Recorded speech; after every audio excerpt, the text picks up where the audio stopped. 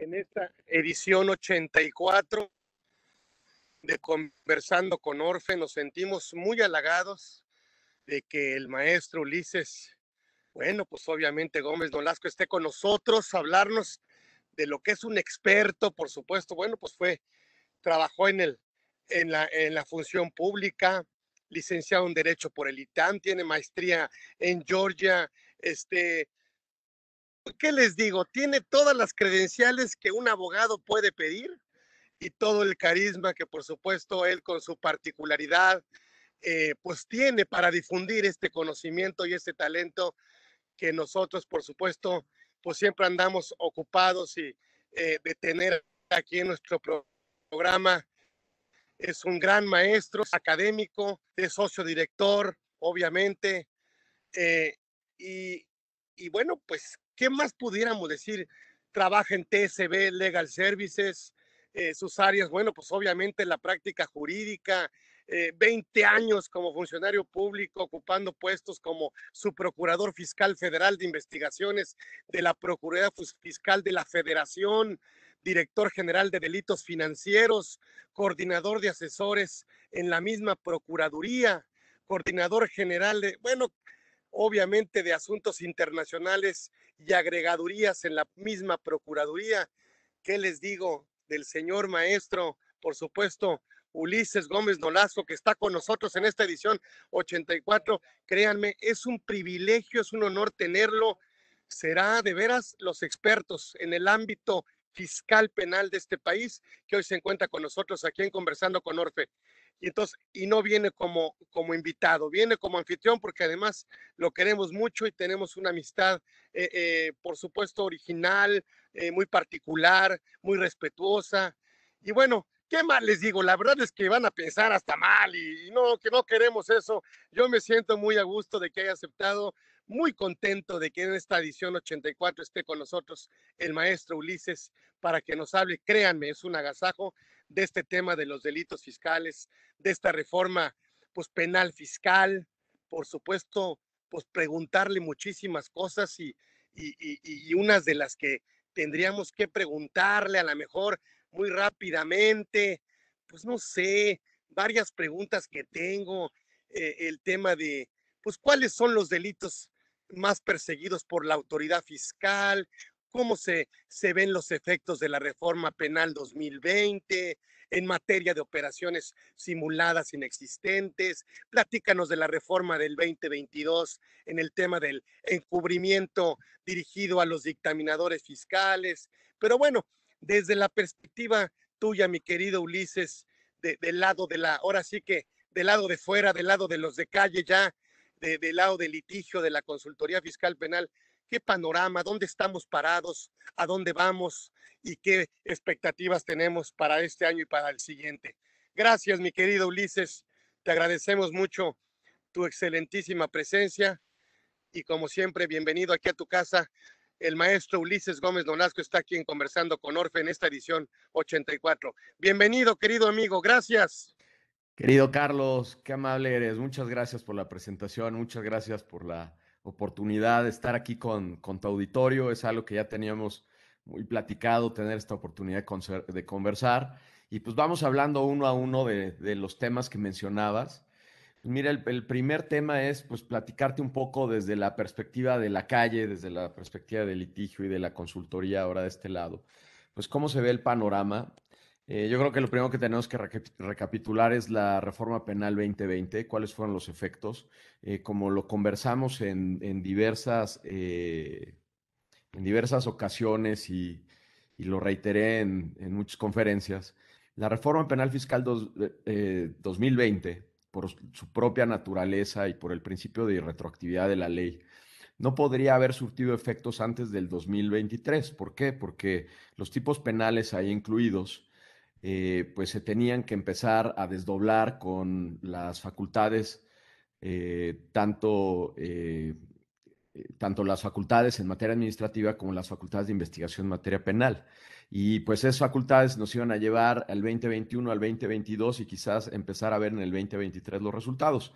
Ahora bien, la resolución de la Corte de octubre de 2021 lo que hace fue pues cortar de tajo el avance de toda esa reforma penal y particularmente en el tema de comprobantes falsos, operaciones falsas, inexistentes o simuladas.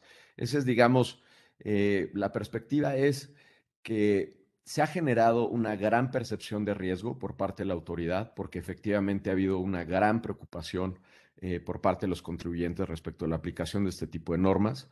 Entre la resolución de la Corte y el tiempo que le lleva a la autoridad procesar estas cosas, pues el efecto al día de hoy es prácticamente nulo. O sea, no hay ninguna judicialización, no alcanzó a haber ninguna judicialización de asuntos respecto del nuevo artículo 113 bis y por supuesto tampoco hubo ninguno respecto ni de delincuencia organizada ni donde se hubiera aplicado la prisión preventiva oficiosa.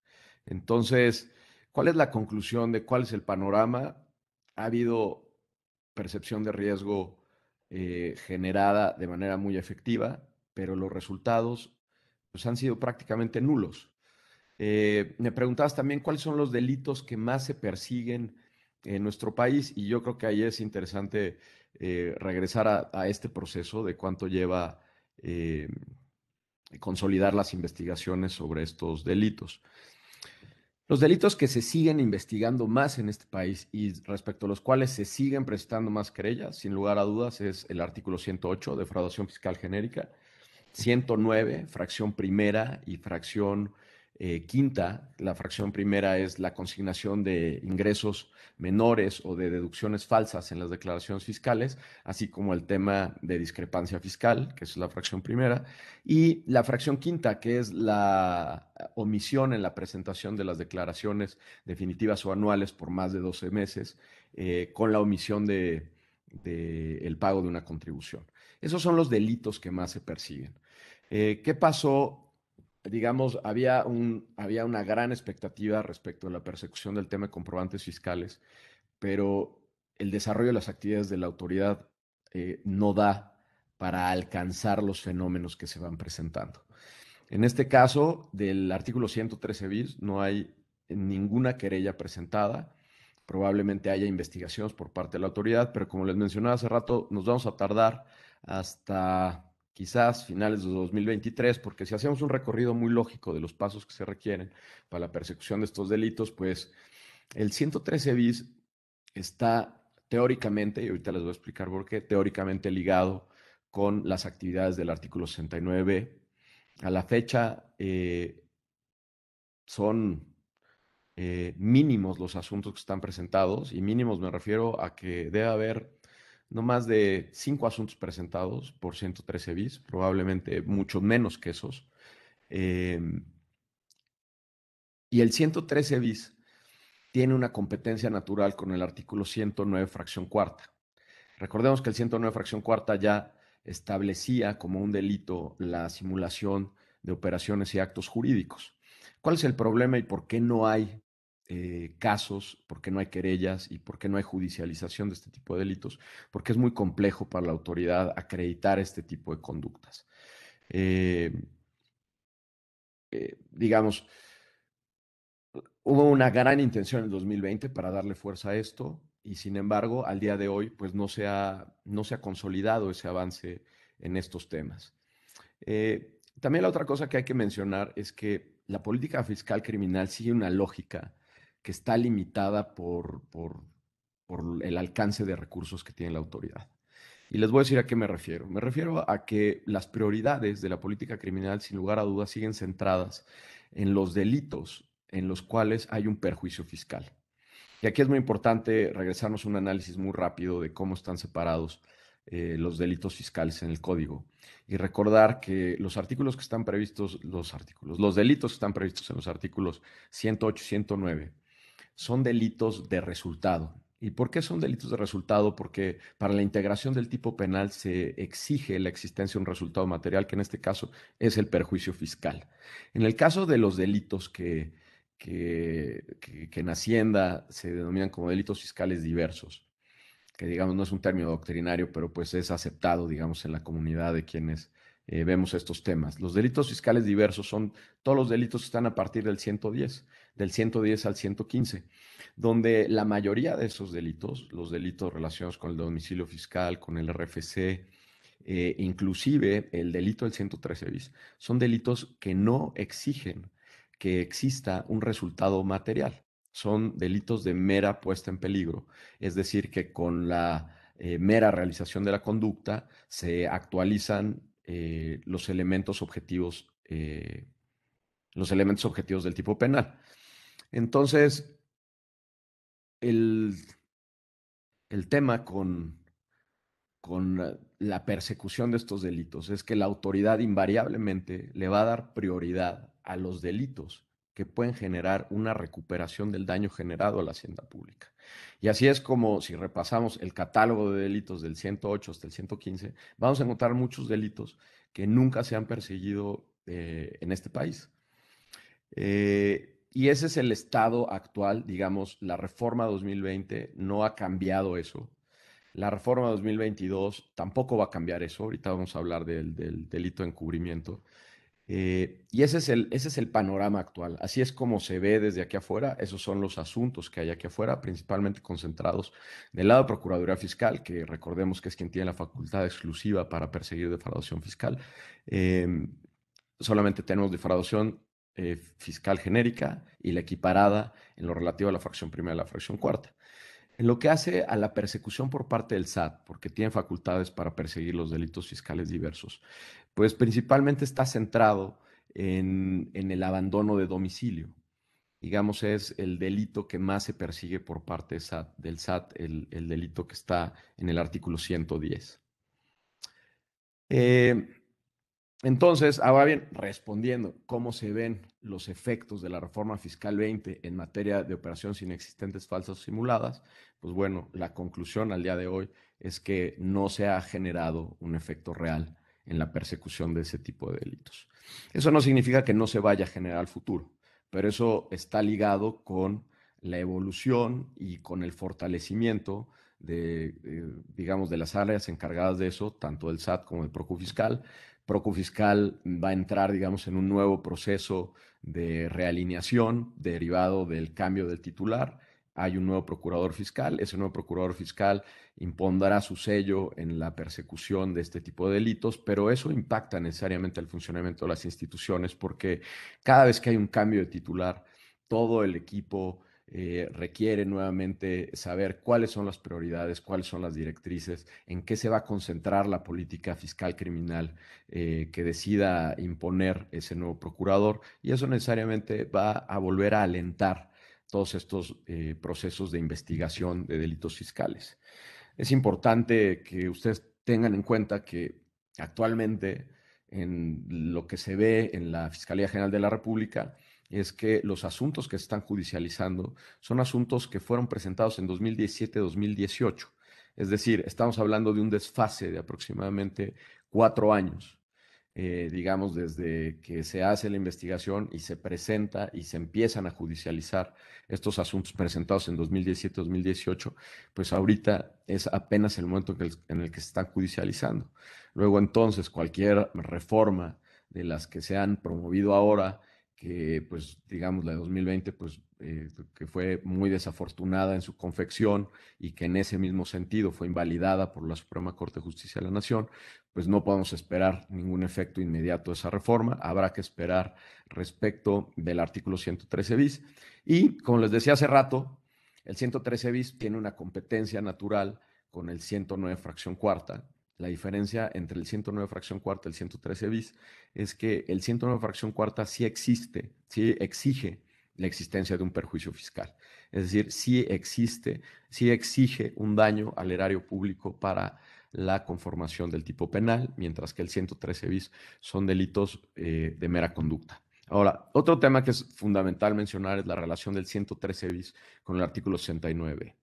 También es importante que los contribuyentes y que los asesores sepan que la relación entre las conclusiones que haya en el 69B son completamente independientes de la investigación y los elementos que se tienen que aportar para la persecución de un delito conforme al 109 fracción cuarta del Código Fiscal o conforme al 113 bis, ambos relacionados con operaciones o actos inexistentes, falsos o simulados. ¿Y por qué es así? Porque el estándar probatorio es diferenciado y está también relacionado con la independencia de jurisdicción. ¿Qué significa esto?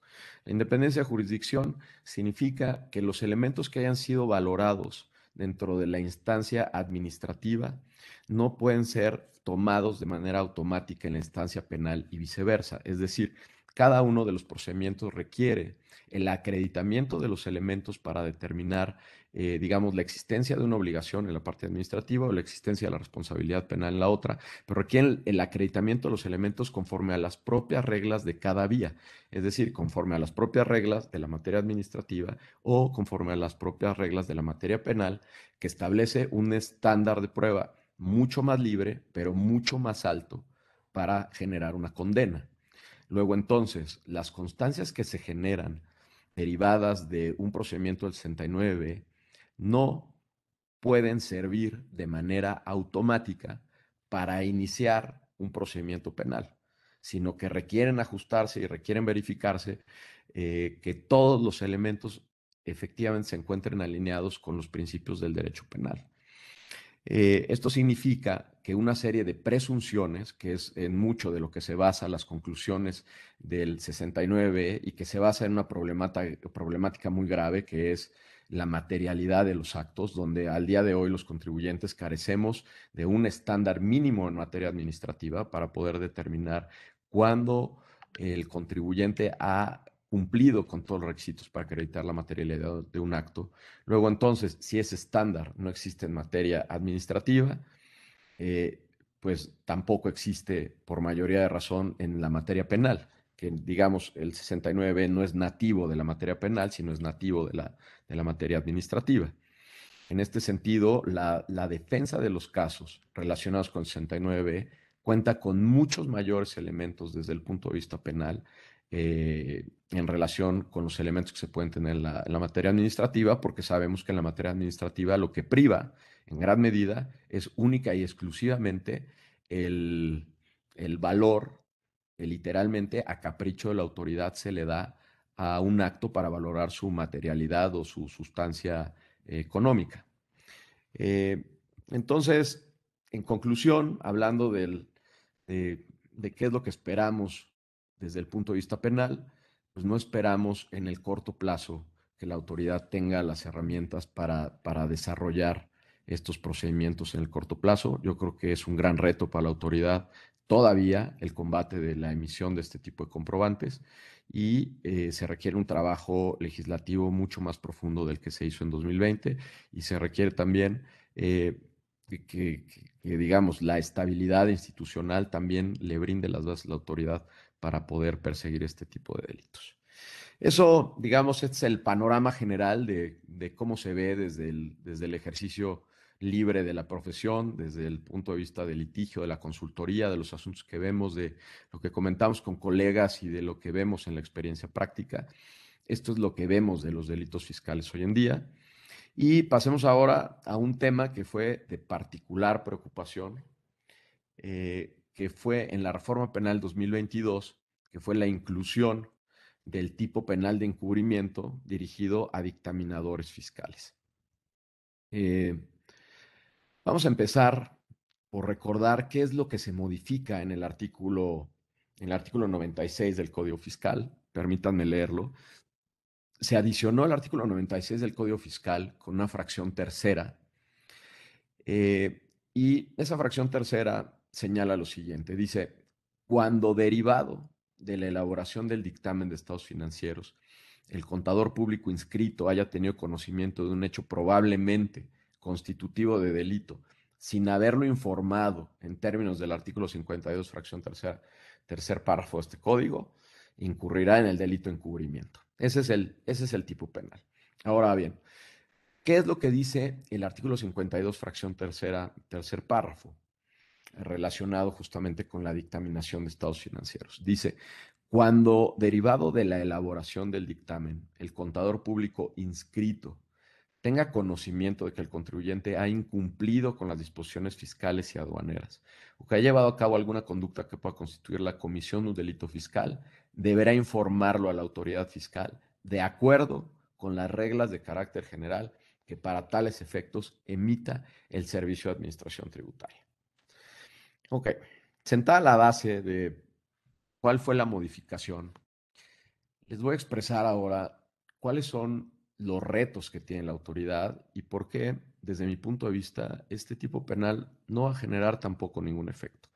Eh, bueno, genera un efecto de percepción, pues sí lo generó en las Big Four, sí la generó en la comunidad de dictaminadores, efectivamente sí genera un efecto de percepción, pero me estoy refiriendo a que no va a generar un efecto de persecución real, o al menos el efecto de persecución deseable que conlleva o que se espera de una reforma legislativa. Hablemos primero del delito de encubrimiento. El delito de encubrimiento es un delito que tiene un carácter autónomo en la medida en que no es complementario de otro tipo penal, pero si bien no es complementario de otro tipo penal, es importante mencionar que el delito de encubrimiento exige para su existencia que haya un delito previo. Es decir, se tuvo que haber cometido un delito previo para que el sujeto encubridor efectivamente pueda desplegar la conducta típica del encubrimiento. Si no hay un delito previo, no puede haber encubrimiento.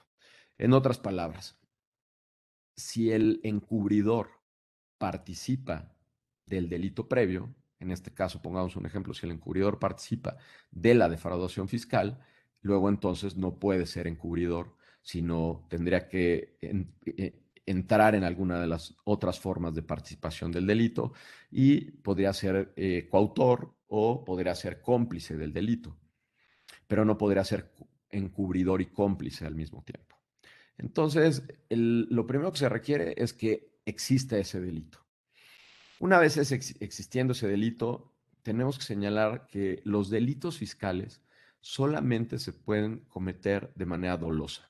Es decir, todos los delitos fiscales se tienen que cometer con dolo. ¿Y qué es lo que nos exige el dolo? El dolo nos exige que haya conciencia y que haya voluntad, que haya conocimiento y se quiere el resultado típico, es decir, se quiera el resultado que prohíbe la disposición. En este caso, si ustedes revisan la construcción del tipo penal, le exige a estos dictaminadores de estados financieros que hayan tenido conocimiento de un hecho probablemente constitutivo de delito. Dentro de la teoría del delito, para la integración del tipo penal existen tres tipos de elementos fundamentales: los elementos objetivos, los elementos normativos y los elementos subjetivos, donde los elementos objetivos son generalmente los elementos que se perciben por los sentidos, es decir, la conducta que es directamente percibida y entendida por cualquiera, digamos, por cualquier sujeto común. Ahora bien, los elementos normativos requieren tener un conocimiento respecto de qué es lo que significa esa parte del enunciado normativo, qué es lo que significan esos elementos dentro del tipo penal y requieren una interpretación adicional para poder determinar si el sujeto se encuentra eh, desplegando una conducta que constituye un tipo penal o no. Y les voy a poner el ejemplo. ¿A qué me refiero? Eh, los elementos normativos de este tipo penal que dice cuando haya tenido conocimiento de un hecho probablemente constitutivo de delito. Es un gran elemento de los elementos normativos que se le están exigiendo al dictaminador de estados financieros y que tendría que tener claridad respecto de cuándo está en presencia de un hecho probablemente constitutivo de delito. ¿Por qué? Porque si el dictaminador de estados financieros no tiene conocimiento pleno respecto de eso, luego entonces no podría acreditarse el elemento de dolo, es decir, no se puede acreditar esta intencionalidad, este conocer y querer el resultado, y luego entonces no habría tipicidad, es decir, no se podría configurar el delito. ¿Y por qué no se podría configurar? Porque el dictaminador de estados financieros no es experto en materia penal, en primer lugar. Y aún siendo experto en materia penal, probablemente tampoco sea experto en delitos fiscales. Y se exige por parte de la norma este conocimiento para saber si el hecho que está teniendo conocimiento a través de la dictaminación efectivamente constituye probablemente un delito. Esa es, digamos, la primer problemática que desde mi punto de vista es bastante seria del tipo penal, porque solamente podría aplicar en el caso de, de la comisión del encubrimiento de manera completamente burda. Es decir, que efectivamente haya un pacto entre el dictaminador de estados financieros y el cliente, que efectivamente sea un facturero y que, digamos, toda la contabilidad y toda la información que se le presenta no tenga el mínimo asidero fáctico, el mínimo, digamos, la mínima relación con las operaciones, con los antecedentes, con el objeto social, digamos, con una serie de elementos que permitan acreditar que efectivamente el hecho ilícito era tan claro que no se requería el conocimiento técnico para la determinación, para determinar que se estaba ante la probabilidad de un hecho ilícito. Eh, esa es la primera parte. Va a ser muy difícil para la autoridad acreditar este conocimiento a efecto de poder acreditar el dolo. Ahora bien, esa es la primera parte, en donde diríamos, bueno, se puede salvar por la parte de que cuando sea muy burdo, entonces la autoridad lo podría perseguir. Viene la segunda complicación. La segunda complicación tiene que ver con la garantía de legalidad y con el principio de exacta aplicación de la ley en materia penal. ¿Y a qué se refiere esto? Se refiere a que los tipos penales, según conforme al artículo cuarto constitucional, la definición de los tipos penales debe de estar contenida en la ley en sentido formal y en sentido material, y de ahí se deduce una doble exigencia, que los elementos del tipo penal tienen que ser claros, tienen que ser precisos, tienen que ser exactos, y que deben establecerse por normas emitidas por el Poder Legislativo. Eh, ¿Por qué por el Poder Legislativo? Porque la materia penal quedó atribuida de manera exclusiva al legislador federal en términos de los artículos 40, 41, 73, fracción 21 y 124 de la Constitución Política de los Estados Unidos Mexicanos. Eh, ¿a, qué, ¿A qué viene esto a colación? A que no todos los elementos, en este caso, no todos los elementos del tipo penal están establecidos en la ley. ¿Y a qué elemento me refiero? Voy a volver a leer cómo está construido el tipo penal y al elemento que me refiero es que dice para, digamos, uno de los elementos del tipo penal dice que cuando derivado de la elaboración del dictamen el contador haya tenido conocimiento de hecho probablemente constitutivo de delito, dice, sin haberlo informado en términos del artículo 52, fracción tercera. Y cuando nos vamos a ver cómo se complementa el tipo penal con el 52, fracción tercera, resulta que en la parte final dice, deberá informarlo a la autoridad fiscal de acuerdo con las reglas de carácter general que para tales efectos emita el servicio de administración tributaria. Esto que acabamos de leer es inconstitucional.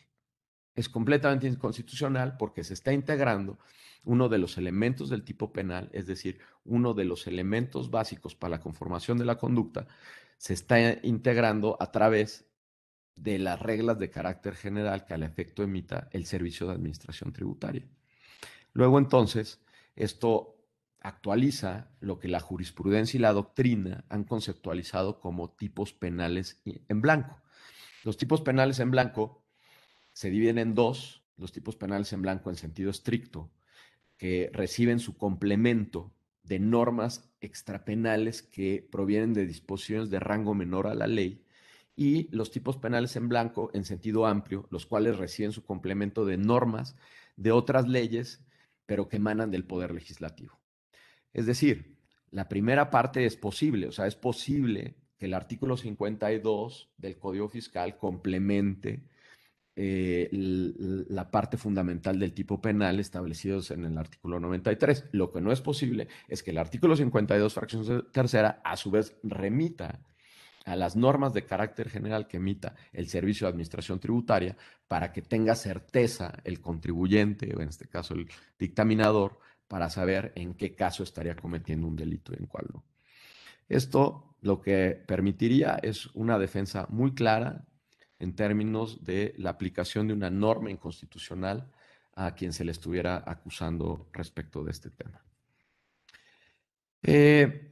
¿Cuál es el otro efecto digamos, ¿cuál es el otro tema a considerar en relación con este tema del delito encubrimiento? Que cuando hablamos de la existencia de un delito previo, la preocupación, y yo lo separaría en dos partes, yo creo que tiene que haber una preocupación diferenciada entre quienes se dedican a burdamente dictaminar estados financieros en los cuales efectivamente existe un delito previo y las operaciones que están ahí consignadas efectivamente están enmascarando o están representando de manera engañosa un delito previo, donde ahí tendría alguna posibilidad la autoridad de perseguirlos con este delito, pero tendría que lidiar de cualquier forma con el tema de constitucionalidad. En el caso del resto y el grueso de los dictaminados fiscales que realizan su tarea de manera eh, legítima, honorable, apegada a derecho, desde mi punto de vista no tendría que haber una preocupación fundamental por este tema. En el caso de las grandes empresas dictaminadoras, lo que sí sería necesario y sería importante es verificar sus contratos, verificar cuáles son las operaciones que tienen un mayor riesgo de que al momento de que ellos conozcan por primera vez la dictaminación de esas operaciones, traigan atrás algunas otras características o elementos respecto de los cuales ellos no tengan certeza si efectivamente constituye un delito o no. Y eso implica revisar sus contratos, revisar sus procesos, revisar manuales y ajustar todo para de alguna manera mitigar el riesgo de verse involucrados en este delito, porque hay algo que es fundamental. Una cosa es que no se vaya a llegar a una sentencia y otra cosa es que no pueda formularse una querella en contra de alguno de estos dictaminadores. Esa es una diferencia que es muy importante, porque el hecho de que se tenga una salida jurídica y una defensa no significa que la autoridad fiscal no tenga la posibilidad de formular la querella y tratar de perseguir a alguno de estos profesionistas en relación con este tema. Entonces, la parte de mitigación de riesgos, de prevención de riesgos, me parece que es válida. La parte de la preocupación respecto al resultado final, me parece que, digamos, quien aterrorice y ande preocupando a los dictaminadores fiscales, pues carece de razón por todas las razones que aquí yo les he expuesto. Entonces, déjenme, me parece que hemos abarcado todos los temas que comentó Carlos hace rato, que esto les da una perspectiva general de dónde estamos en este momento en materia de delitos fiscales. Y la parte fundamental sigue siendo la parte preventiva. La parte del cumplimiento, también les debo platicar desde mi experiencia que más del 50% de los casos que vemos ya en materia penal provienen de una mala atención y de un descuido absoluto del momento en que la autoridad ejerce sus facultades de comprobación.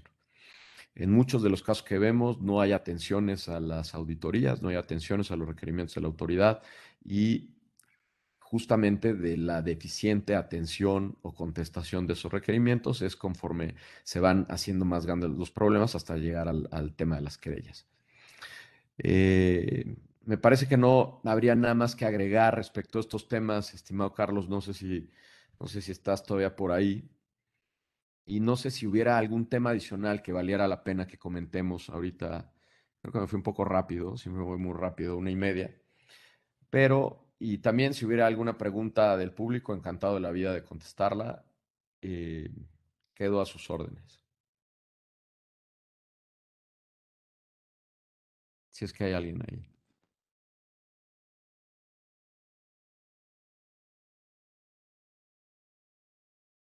A ver, vamos a marcarle a estos muchachos.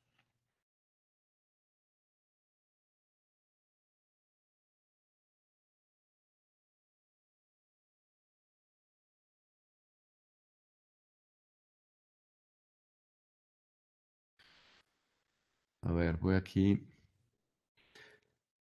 a revisar en el chat.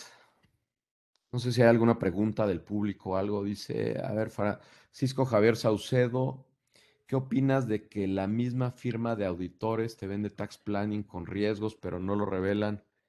Este, sí, ya. No sé dónde se fue Carlos, pero bueno, aquí le vamos a seguir porque tenemos 1 hora. Este, tenemos una hora, pero aquí hay una pregunta. La misma firma de auditores te vende tax planning con riesgos, pero no lo revelan o revisan en su dictamen. Eh, es interesante la pregunta por uno de los efectos que se van a generar, que es el incremento de los costos de la dictaminación fiscal. Desde luego que, digo, a pesar de lo que les acabo de mencionar, la percepción general es que la dictaminación fiscal tiene un incremento en sus riesgos derivado de esta reforma y sin lugar a dudas se van a incrementar los costos para cubrir esos riesgos por parte de los dictaminadores. Yo creo que en este caso, donde la misma firma de auditorías es la que vende tax planning, pues no habría justificación para incrementar el riesgo porque pues ellos mismos serían los responsables de la planeación fiscal que le hayan ofrecido al cliente. Y en el caso de que hubiera un delito, que esto era de lo que hablaba en un principio y por eso es muy interesante, si la misma firma que realiza tax planning es la misma que, que digamos, estuviera acusada del delito encubrimiento, lo más probable es que no fueran encubridores, sino que pudieran ser coautores o cómplices. Eh, Ahora, lo que van a decir es, bueno, no son las mismas personas porque son distintas áreas. El riesgo ahí es que la autoridad pueda iniciar un asunto por responsabilidad penal de la persona jurídica y entonces, si están involucradas las dos áreas, pueda acusar de defraudación fiscal a la persona jurídica, que esa es, digamos, la parte importante de la tarea de prevención en materia de revisión de contratos, de manuales, de poder hacer un análisis matricial de dónde están los riesgos respecto de qué clientes, de clientes viejos o clientes nuevos. Eh, digamos, ese análisis que se tendría que hacer es lo que, digamos ya, perdón, es lo que se tendría que hacer para poder determinar dónde está parada la firma. Eh, pero volvemos a lo mismo. Si la firma es acusada de defraudación, pues no podría ser acusada de encubrimiento y se tendría que definir las responsabilidades de quienes participaron en cada una de las etapas, quién participó en la parte de planeación y quién participó en la parte de dictaminación. No sé, Francisco Javier, si con eso, digamos, te pueda responder a tu pregunta. Este, y pues sí, efectivamente, no lo revelan o revisan en su dictamen, pues si no lo revelan, ellos asumen la responsabilidad y con ello, al no revelarlo y firmar el dictamen, pues ¿Y con don eso se Carlos? estaría cometiendo el delito. Este, Carlos Sainz, muchas gracias, muchos saludos para ti. Este, muy bien, no sé si hubiera alguna otra pregunta al público, digo, ya sea de estos temas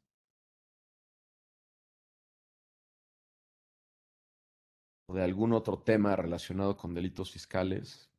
Pues yo estaré encantado de responder preguntas o de temas penales, con mucho gusto. Mucho gusto. Aquí lo atajamos en lo que encontramos a Carlos, a ver dónde se nos fue. Muchas gracias, maestro Ulises. ¿Alguien más del panel tiene alguna otra duda? Estamos ahorita, tenemos que aprovechar los conocimientos del maestro.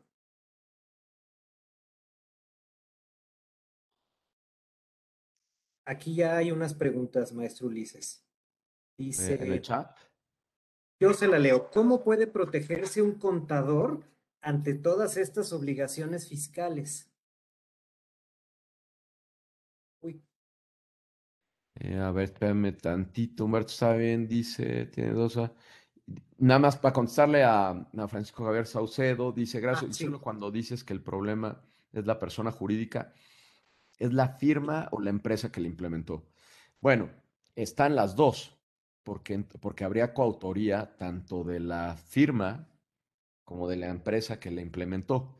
Entonces, la autoridad puede perseguir a ambas porque ambas están participando en la comisión del delito. Entonces, una no excluiría a la otra e irían de la mano. Habría que revisar, digamos, los contratos y entrar en un tema de prueba respecto de si lo que se planteó por la firma fue lo que ejecutó el contribuyente, que digamos en la mayoría de los casos así sucede porque la ejecución se hace a través digamos, de los actos que llevan a cabo las firmas y que preparan para los clientes. Entonces, la respuesta ahí sería sí, la responsabilidad sería de ambos, tanto de la firma como de la empresa que lo implementó. Luego, la siguiente, ¿cómo puede protegerse un contador ante todas estas obligaciones fiscales? El tema fundamental en encubrimiento es que en caso de duda, en caso de que efectivamente dentro de la dictaminación de estados financieros hubiera la duda y con la escueta información que hay, porque efectivamente la dictaminación de estados financieros no implica que el dictaminador lleve a cabo una investigación de todas las operaciones del contribuyente.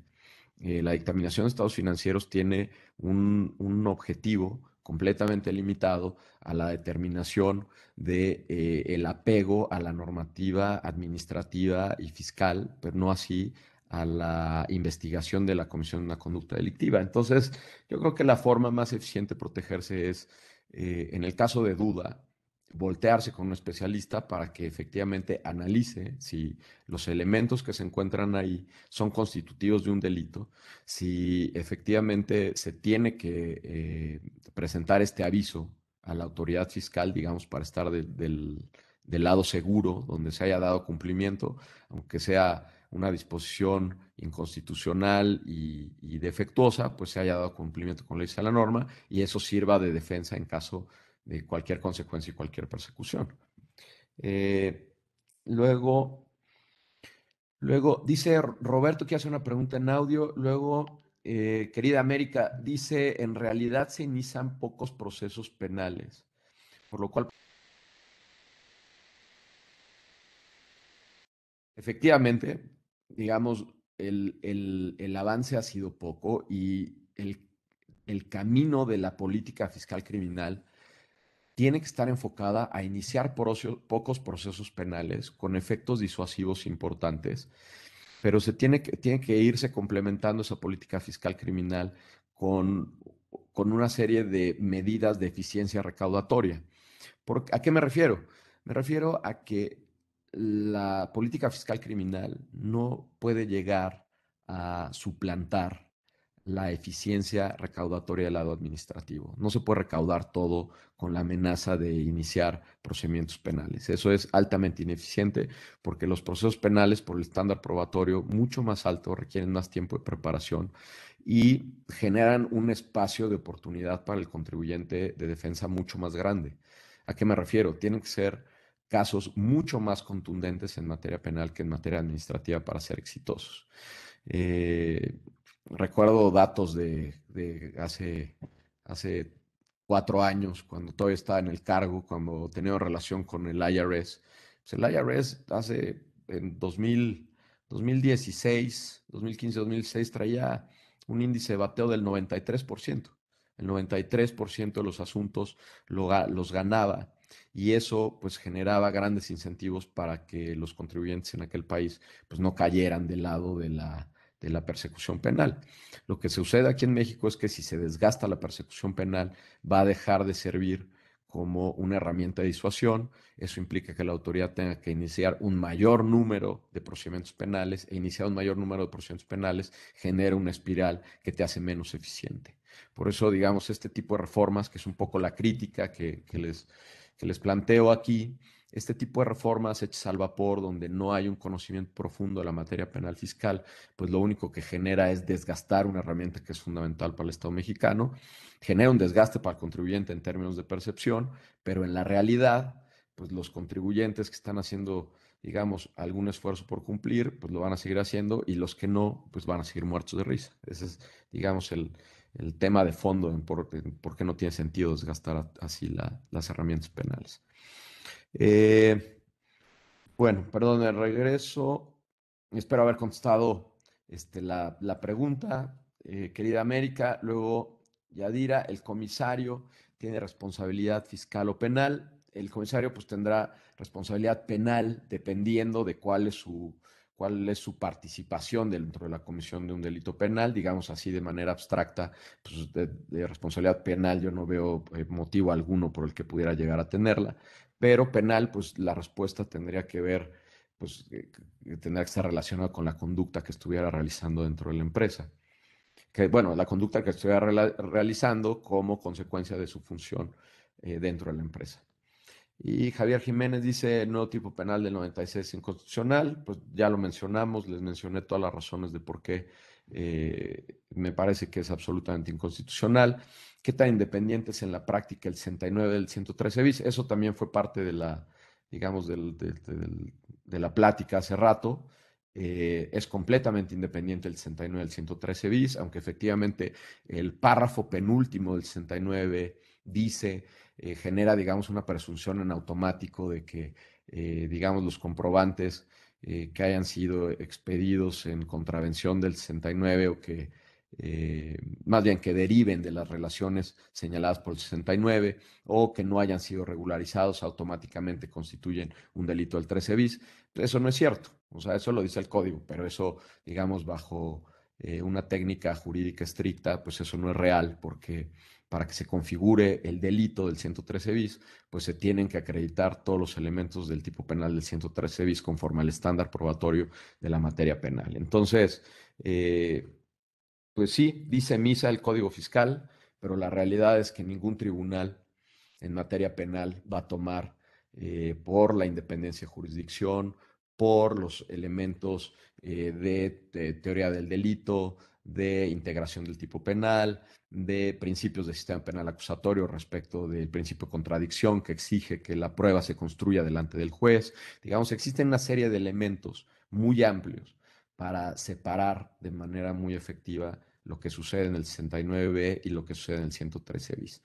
Entonces, dice, si retoma la exposición de motivos, sí, esa es la idea. No es un procedimiento que invade las facultades del MP, no lo invade absolutamente porque el procedimiento del 69, como decíamos hace rato, es nativo de la materia administrativa y lo que decíamos hace rato, o sea, el penúltimo párrafo lo vincula directamente, pero lo que dice ese artículo es insostenible ante un tribunal. Dice Ulises, el SAT tiene facultades coercitivas que fácilmente pueden querellarse. Sí, bueno, efectivamente, digamos, esa es la parte de percepción de riesgo y de preocupación real en los contribuyentes, porque no solamente el SAT y digamos el SAT, Procuraduría Fiscal, hablando en términos generales, la Secretaría de Hacienda, pues sí se pueden querellar. Y no solo se pueden querellar, sino que bajo el estándar del sistema penal acusatorio, que para la vinculación a proceso únicamente requiere el acreditamiento del hecho ilícito y la probable participación en el hecho ilícito, pues sí, un contribuyente que no cuida, digamos, la carpeta de investigación o una audiencia de inicio, pues sí, efectivamente es probable que acabe vinculado a proceso, porque el estándar es bajo. Y esa es parte de la percepción de riesgo y de las preocupaciones de los contribuyentes. Se los decía yo hace rato. O sea, el hecho de que no se llegue a una sentencia, no resuelve el problema y eso pone mucho mayor énfasis en la atención de los asuntos que se pueden volver penales en la parte previa. ¿Por qué? Porque se está, en el peor de los mundos, se está frente a la autoridad con la capacidad de involucrar a alguien en un procedimiento penal, pero sin que tenga las herramientas de fondo para lograr una sentencia condenatoria. Pero el problema y los costos se le generan al contribuyente. Eso sin lugar a dudas. Estimado Carlos, me pones aquí en el tema de tax planning, lo cual fue una excelente pregunta. Creo que es un tema que no solo debe verse a la luz de la materia penal, sino también desde el posible conflicto ético y de interés de la firma de contadores, sin lugar a dudas. Además de la posible materialización de alguno de los supuestos esquemas reportables. Lo anterior me lleva a una interrogante. ¿El dictamen en sí mismo da cuenta per se de la situación del contribuyente dictaminado, de tal suerte que ya está revelando la posible comisión de delitos fiscales que compete al titular de la acción para calificar? Es una excelente pregunta, estimado Carlos. La realidad es que no. O sea, la realidad es que cuando he conversado este tema con los dictaminadores, todos son muy claros en el sentido de que la información que se presenta para la dictaminación de estados financieros no es de ninguna manera suficiente ni conclusiva para que ellos puedan determinar en muchas ocasiones que las operaciones o los datos relacionados con las operaciones que tienen a la vista efectivamente sucedieron como dicen que sucedieron o que tengan elementos para poderlos juzgar. en muchos casos, inclusive entendiendo el tema de los delitos fiscales. Aún en ese caso, digamos, la metodología de dictaminación de, de, de estados financieros no alcanza para lo que la autoridad le trató de atribuir como responsabilidad a los contadores. Entonces, a mí me parece que la respuesta es no, y ese es uno de los defectos de la reforma de esta adición al 96 fracción tercera. ¿Qué opina de la nueva fiscalización para los beneficiarios controladores? ¿A dónde queda entonces la sociedad anónima? Pues mira, esta pregunta la voy a dejar pendiente. La verdad es que es un tema donde todavía no acabamos de llegar a unas conclusiones de a dónde llega, digamos, todas las nuevas disposiciones en torno a beneficiarios controladores. Entonces yo esta la voy a dejar pendiente para una siguiente plática. Y pues les agradezco a todos. 1:51, llegamos a casi a la hora. Veo que ya no hay más preguntas sobre temas fiscales. Perdóname, Guadalupe. Te dejo pendiente las de beneficiarios controladores para que podamos entrar a ese tema a fondo. Pero quisiera quedarme ahorita con el tema de los delitos fiscales. Y si no hubiera ninguna pregunta adicional, pues me da mucho gusto haber tenido la oportunidad de platicar con todos ustedes. Espero que la información, lo que comentamos aquí, les pueda ser de utilidad como contribuyentes, como asesores, y quedo como siempre a sus órdenes y a las órdenes de todo mundo. Muchas gracias a todos por sus preguntas y por sus comentarios. Felicitaciones, se los agradezco mucho. Pues pedazo y tamaño de abogado que estuvo con nosotros. Muchísimas gracias, querido amigo. Es un privilegio tenerte en este espacio. A todas las personas que nos regalaron su tiempo, más de 100 personas, también en las redes. Entonces, bueno, pues no nos queda más que agradecerte con este pequeño, bueno, este reconocimiento que te lo vamos a poner ahí virtualmente para que ahí lo tengas en las diferentes carpetas que ya tienes ahí, pues lo agregamos en la fecha de marzo, en la carpeta de marzo. Muchas Y gracias, ahí Carlos. el reconocimiento que te lo haremos llegar, por supuesto. Pero sobre todo, muchas gracias por haber aceptado muy generosamente la invitación para estar aquí con nosotros, mi querido Ulises. Haces de este programa, la verdad, un privilegio escucharte y permítenos seguir invitándote aquí a tu casa, aquí en la comunidad Orfe, que por supuesto siempre, siempre se sentirá complacido de contar con tu excelentísima presencia. Muchísimas gracias y despedimos al maestro Ulises Gómez Nolasco, que estuvo aquí en esta edición 84 de Conversando con Orfe. Vaya programa y vaya abogado, ¿eh? Este es un gran día, que ahí quedará por lo que no lo vieron, ahí quedará para escucharlo. Pero muchísimas gracias. Nos despedimos y nos vemos igual próximo miércoles en otra edición más de Conversando con Orfe. Gracias, querido. El maestro Ulises Velasco estuvo con nosotros. Gracias. Gracias a todos.